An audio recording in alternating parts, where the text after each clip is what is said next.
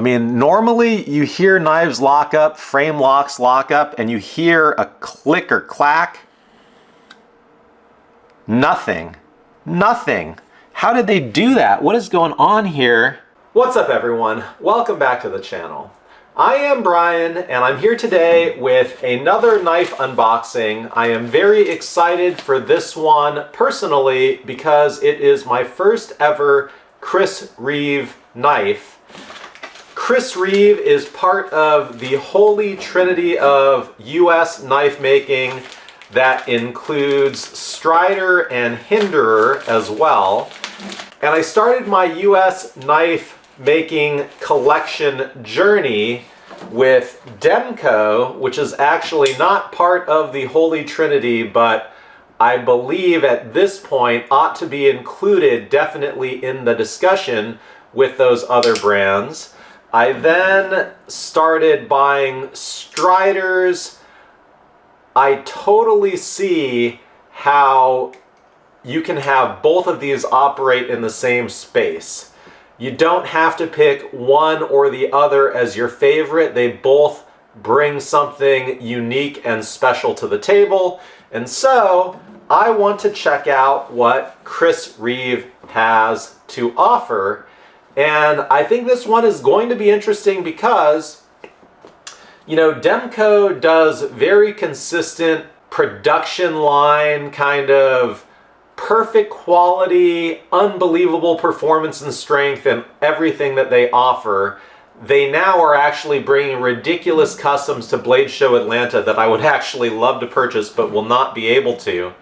Where Strider actually does things kind of way more agile, so to speak. You know, they come up with unique offerings every single week of something different and special. Chris Reeve goes completely all the way the other end of the spectrum where they offer the same thing very consistently to a level of quality that is supposed to be outstanding, and they've got a 7-year backlog if you try to order straight from them, which is wild. So I have in this box an Umnumzaan, and let's get into it. All right, so being my first Chris Reeve, I am going to make sure I take this all in. We have here an Umnumzaan drop point UMN 1000 CPM MagnaCut with titanium scales.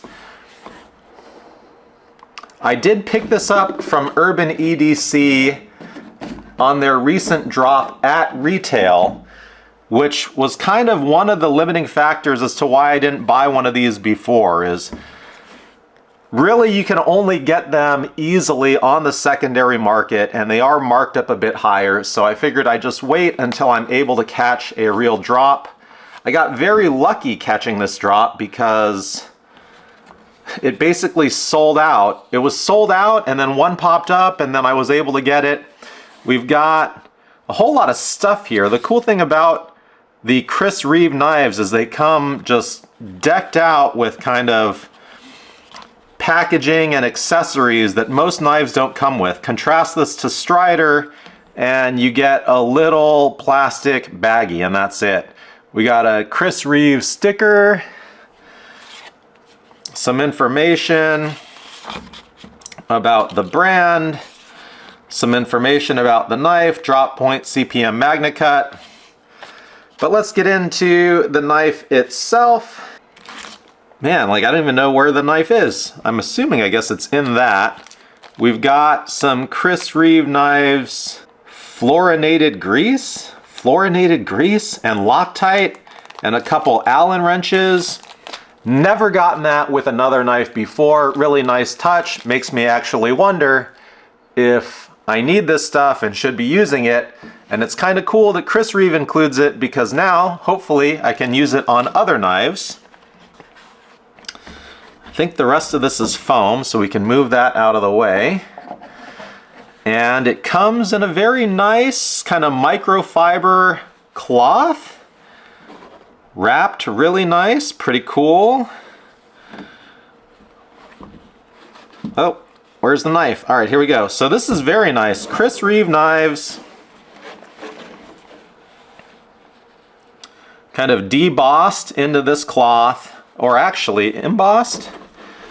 I got it the wrong way. Let's put it this way. There we go. That looks really nice. And let's have a look at the knife. So the knife, I think this one is sandblasted. And it comes with a little lanyard. Kind of cool that it comes with a lanyard. It's not the best lanyard, but it's nice that it has it. Initial impressions, it definitely looks to be a quality piece. It looks thinner than the comparable Striders or Demcos that I've got. I was wondering whether it would be closer to a Demco Compact or an AD22. Certainly from a thinness perspective, the AD22 is closer. It's even thinner than an AD22, I believe, but let's get these side by side. Absolutely. So it's slightly thinner through the body than an AD22. And it's a funny knife because when you see it standalone, you think it might be long, but when you compare it to an AD22, which is Demco's most compact US made offering, it actually doesn't look that far off. It's a bit longer, but it's actually narrower through the body and more compact, so it probably is as carryable as this AD22, I would imagine. Let's check out, I guess, the blade. Let's get this open. Ooh.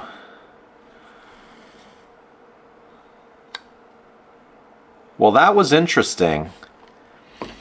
Something about this blade just oozes quality in a way that really cannot come across just looking at it, if that makes sense. I mean, just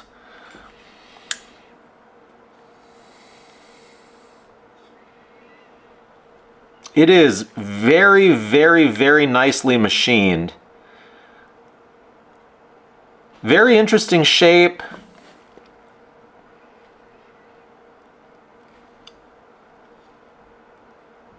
Couple of curves through the top. Almost looks like a little mini harpoon right there, with actually what looks like a kind of sharp edge.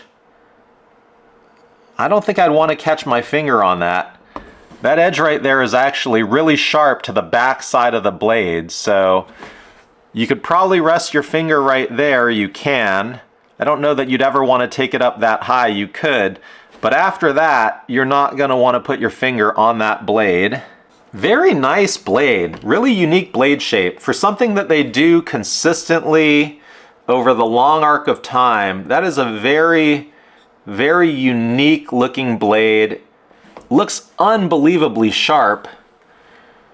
I mean, just the way that the edge of the blade is catching the light is kind of telling me this thing is going to be a great slicer. One thing I noticed about the lockup is that it was very uneventful. I mean, normally you hear knives lock up, frame locks lock up, and you hear a click or clack. Nothing. Nothing. How did they do that? What is going on here? Does it have... It's got like a ball where there might be an insert in some frame locking knives. This has a ball and the ball is catching it. And does that create any issues? Doesn't seem so. Doesn't seem like it creates any lock rock. There's no movement in the blade side to side or up and down. I am left-handed, so still not the biggest fan of frame locks designed for right-handed people, but I have kind of learned how to operate them. Certainly with two hands, it's not a problem at all. With one, I can do it. I gotta be careful, but I can do it. Very firm, solid feeling lockup and action to release. I mean, you gotta put a decent amount of pressure through that to get it to release. But I like it. I like it a lot. And what about clicks into place nicely with the detent on closure. Fascinating that you get more noise out of closing this knife up than you do opening it. That is very atypical. I mean, let's open this Strider as an example. You hear that? That's most knives. Most knives with frame locks make a noise when you open them. This one does not. Fascinating. Other thing I noted, you don't typically see this either. You've got O-rings on the stop pin. So sometimes you might get noise out of the stop pin hitting the frame as well. Not sure. Usually it's the frame lock that you're hearing, but I mean, they put that there and that really silences this knife when you open it. Not quite sure if that's necessary or why they chose to do that. I'm sure it gets the tolerances really nice in there, but definitely have not seen that on any other knife that I've purchased to date. The frame, or the scales I should say, the texture through the scales definitely has some grip to it. I don't know if you can visually see it, but you can feel a texture on there that gives some friction to your skin, whereas something like this Demco 8022 is really just smooth. So pretty neat the way that they've done that. I like that. This checkered pattern for texture through the scales is nice looking. Jimping is really kind of light, really tight formation, not that deep in the cuts. Contrast that to something like this, you know, very substantial jimping. Nothing wrong with it. Kind of, to me, reminds me of maybe older, more classic knives than a lot of the modern stuff that I've got. You know, compare that to jimping on a Strider, and I mean, look at that. Huge, huge gaps, comparatively speaking. What else? Okay, now that I've got it open, I want to know, what are we dealing with from a length perspective? So we've got about 8.5 inches fully open, with about 3.5 on the cutting edge of the blade. That's pretty healthy. And then about a little over 4.5 on the handle. Ooh, forgot about this. We also have a glass breaker when the knife is closed. It's not the same kind of glass breaker that you get out of the Demco Shark Attack. So let me get one of those and just show the comparison. See, on a Demco Shark Attack,